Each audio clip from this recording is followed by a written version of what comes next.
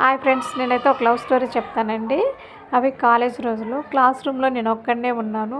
Hi అంటూ sweet voice వినిపించింది. Hi, నా పేరు శ్రీరామ్. హాయ్, నా పేరు ఇందు. ఇక ఆ పరిచయం నుండి పదే పదే నా వైపే చూస్తుంది.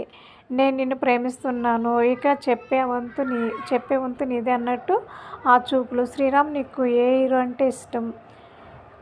నేను ఎవరిని అయితే పెళ్లి చేసుకుంటానో ఆమె నా హీరోయిన్. ఇక హీరో విషయానికి వస్తే, అవును, నాకు నేనే హీరో.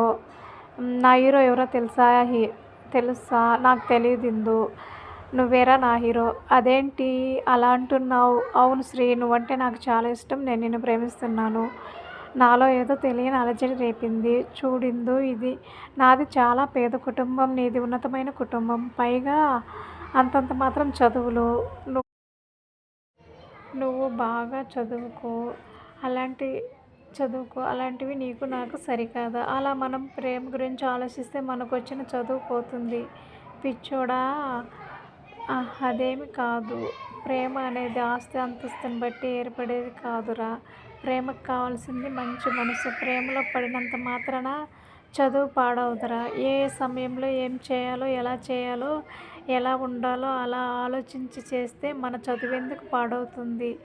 అందుకే మనం బాగా చదువుకొని ప్రేమలో పడితే చదువు వీక్ అవుతారన్న మాట నిజం కాదని మనం తెలియచేద్దాం.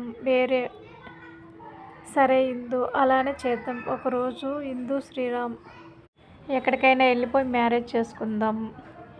ఇందు, ఒక విషయం చెప్తాను చూడు ఇందు.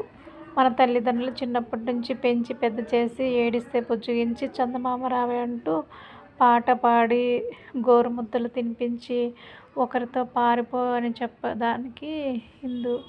వారికి మన పైన ఎన్నో ఆశలు ఉంటాయి కాబట్టి వారి ఆశలు నిరాశ చేయకూడదు.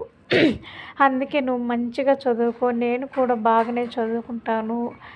లైఫ్ సెటిల్ అయిన తర్వాత మన అమ్మ నాన్నలు ఒప్పించి పెళ్లి చేసుకుందాం. అలా చేస్తే మన ప్రేమ ఒక అర్థం ఉంటుంది. అయినా వాళ్ళు ఒప్పుకుంటే ఎందుకు ఒప్పుకోరు? తప్పకుండా ఒప్పుకుంటారు. ఉన్నది ఉన్నట్టు ధైర్యంగా వారి ముందు నిలబడి చెప్తే తప్పకుండా ఒప్పుకుంటారు. వారికి నిజం చెప్తే మోసం చేశామని కాదు,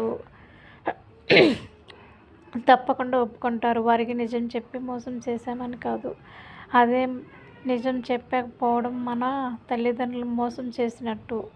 కూతురిని తన కోరుకున్న వాడికి ఇవ్వలేనన్న మనసు ప్రతి తల్లిదండ్రులకు ఉంటుంది. కానీ మీరే వారి మనసు